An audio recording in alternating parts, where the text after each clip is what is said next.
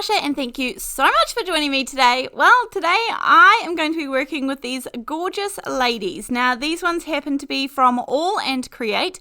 I do know that Art Impressions AI, they do some gorgeous similar, not at all the same, but along the same lines style. They have a few of those. I'm sure there is others too, but I picked up a couple in a Christmas sale from AALL Create, and I will have all of these lovely ladies linked down below. I can never remember all of the names of these guys, but they are pretty cute and fun to work with.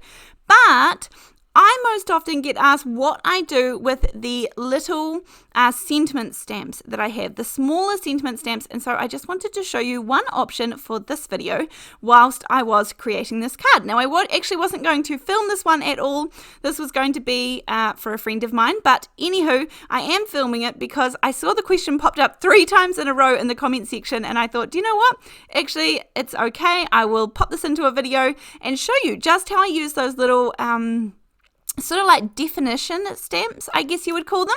Anywho, getting onto it, I have this gorgeous lady here. Now, she looks happy as can be, and that makes me happy. So I'm going to stamp out a few of these whilst I'm using her. And I will just put these in the back of the packaging. And I pretty much always, when I'm stamping like this, I will stamp in the VersaFine Onyx Black ink, and then I'll pop a layer over of clear embossing powder. And that's pretty stock standard for me, so I know when I find these in the back of the packaging that's, you know, what they were stamped with and what I've got over top of them. So, you know, I'm not like, can I use these with watercolor? Which ink did I use? I pretty much always have the same process, so I just know.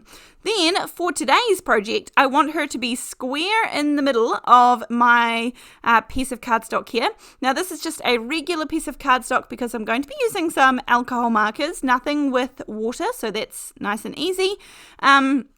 I'm also going to stamp one of these out on a piece of Masking Magic from Gina K. Now, I actually did basically a second generation stamp with that one. It doesn't have to be dark, but I do add the clear embossing powder over top of that Masking Magic sheet, and I have just heated it with the heat gun there, and this just means that I can reuse my mask over and over and over again.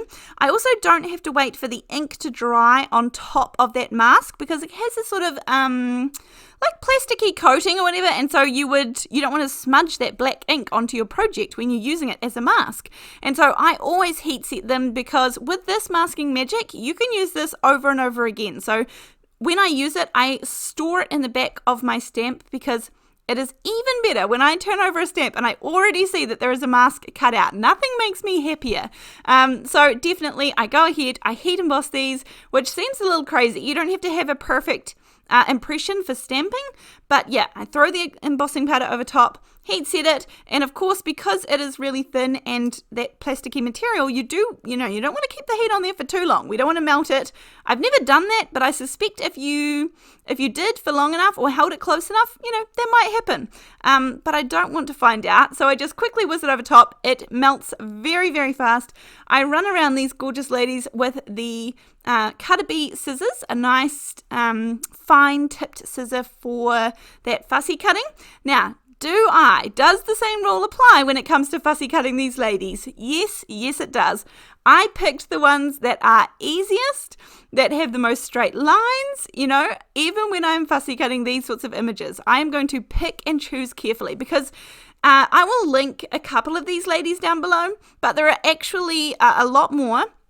You can go on the AALL Create website or scrapbook.com or I think Simon Says Stamp has AALL Create now.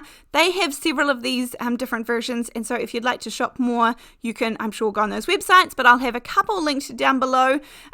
And yeah, they're just absolutely fabulous. But yes, I still pick carefully when I know I might have to fussy cut out a mask. So I'm just using my TriBlend markers here. These are the 3 markers in one barrel. I've had these for at least a few years now, at least a couple of years, if not more. And I have never run out of a single barrel of these markers. And I mean, I wouldn't say I use them a lot, but they get, I would say, medium use. So these for me have been great value. I have the light, the medium, and the dark, and I don't have to worry about figuring out which one goes from light to dark, or, you know, what a good blend would be. It's all done for me, which I appreciate. But I am having fun coloring in this gorgeous lady. I'm going with a yellow and a sort of teal top, I would say. There is a gorgeous skin color. She's going to have some bright red lippy on because I feel that that's her style with those gorgeous glasses. And now I'm actually going to stamp out some little stars to go in the background of her top. I just went through, this actually came from a chicken set, I think, a woodware one, and it's just some small little stars that was a background stamp, and I'm using them to give her top a little bit of, you know, something else. But I'm going to add details later on, and I do end up losing a little bit of that definition, but that's okay too. Then I take the mask, and I'm just going to, as I said, don't throw away that release paper part because we're going to be using it in a second. But I cut the mask just ever so slightly on the inside of the black outline, and that way we're not going to get a halo around our image unless you want that. Now, I was thinking about squeezed lemonade, and these are what I'm going to be using. Now, these are the Define Love and Define Party. I got a lot of questions about these, as I said, in a comment section about how do you even use those? I would either pop one of them down and it sort of becomes your sentiment, but for today I'm going to be using these as a background image. So I'm going to take the party one because this is going to be a happy birthday card. They also have I think they have I think it's called Define Halloween, or there's several of these. There are several different versions, but I just picked up the couple. I've had these for quite a long time now, but I'm pretty sure they're still available. And so I picked up the Define Love and the Define Party ones. Now, I wasn't sure. I've got the Scattered Straw. I end up picking up some mustard seed, and I couldn't quite get the right yellow to go with the yellow that I'd already done on her skirt. And so I was just trying to stamp through a few different images, and as you can see, it's just not the right yellow. I probably could have gone like peacock feathers for the teal, I think may have been better. But then I found the Wild Dandelion. This is the Gina K dye ink, and I gave this one a go. I don't have, as I'm sure you've heard me say, I don't have the full sets of everything. So although there may be a gorgeous color that matches this really well, I didn't have it. And that's okay, because I found by doing a second generation of this Wild Dandelion, the first generation was way too, just not the right color, way too deep, way too dark, but a second generation was far more matching and appropriate for a background. So you'll see me stamp off on the top there all the time, and I know this feels like wasted ink, but it's okay. To get the right color, sometimes we have to go in a longer version, and I'm going to stamp. I have a couple of these. So I have the I think it's the balloon definition, the cake definition, and the party definition maybe, and so I use a couple of them. We've got that mask, so I'm not worried about going over my gorgeous lady, but I do the whole background and making sure that you can really sort of clearly read the words that you are defining. I really, really love these. I know I have got a couple of other videos on my channel where I've used them more as a one-off definition in the background, but this one is more using them as an entire background, putting them together. Now, by all means, there may well be background stamps out there that are similar to this, you know, like large 6x6 background stamps. I mean, I don't know any off the top of my head, but I'm sure there is everything out there that you could possibly want. So, you know, we're just putting together all these little stamps to create our background too. And no one would even know that they were little individual stamps, nor would they not know that they weren't a 6x6 larger stamp. So, you know, we make do. Then I'm going to take a little bit of that Wild Dandelion color and just go around the outline here. I didn't fully have a plan for this one, I must admit, which is, you know, stock standard over here. But I did end up liking the way that this card went. And I think, yeah, it gives me a bit of a smile every time I look at it. Now, if you are really enjoying my channel, then please like and subscribe, of course, all those things. But if you want more content, then I have a website, natashafootecreative.com, and you can head on over there. There are card making classes over there where there are full tutorials. There are 6 or 7 videos in every single class for you to take. And if you sign up to the website, then you get full access to absolutely everything. I now have, last year I did the A to Z of the alphabet, where I did every single letter of the alphabet for a video, and this year I'm doing the year of geometrics, because we can turn basic shapes into amazing cards, and we are going to do that without the use of a whole lot of dies and all those bits and pieces. We are going basic but beautiful, stunning, gorgeous cards created with basic, easy to replicate shapes. So, right, I have the banner here. Sorry, I got distracted. This is the Paper Rose banner. I have got this gorgeous little sentiment that I'm going to pop on from the same stamp set, so it's nice and easy. I was going to use this mint card base because that was sort of, the teal mint. It was meant to go with her top. So that's why I've got that out. That's what I was thinking. But then I got out a little bit of the pastel green. This is a mint color.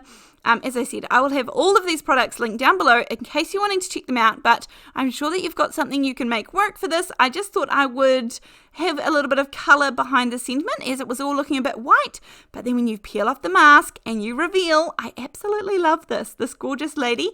Pop it back onto your release paper, and it sticks there nicely, and then I pop it back in the back of the packaging of the stamp so that it's ready to go, and I will get a smile next time I'm thinking, I need a mask for this lady, and I'll turn it over and it will already be there.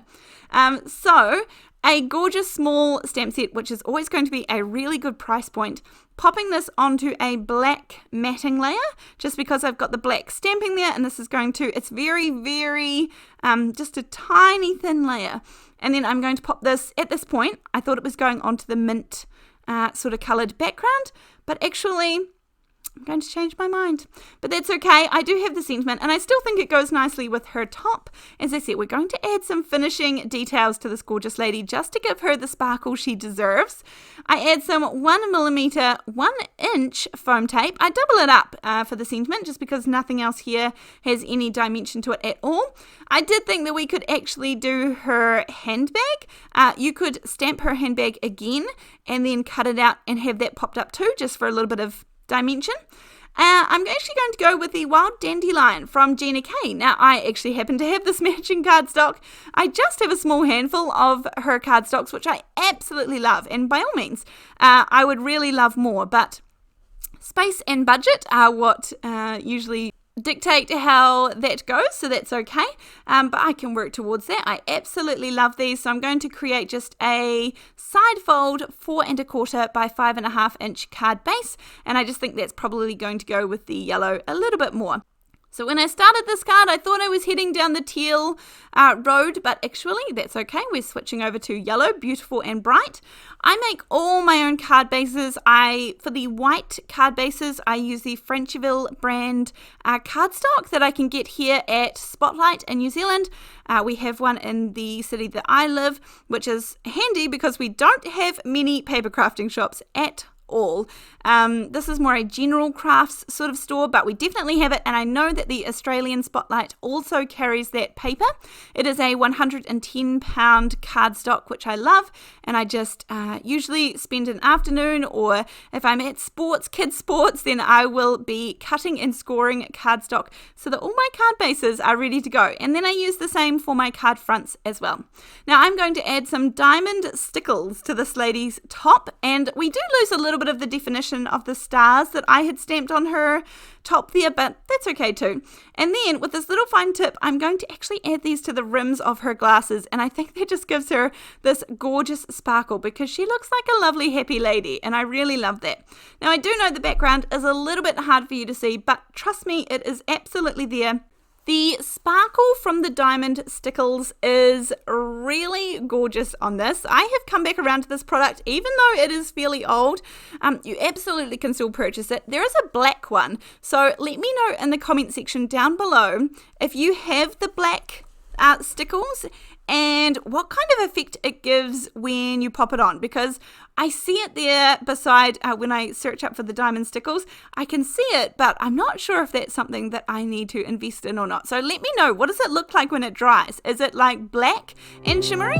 But anyway, let me know in the comment section. Other than that, thank you for joining me, and I will see you next time.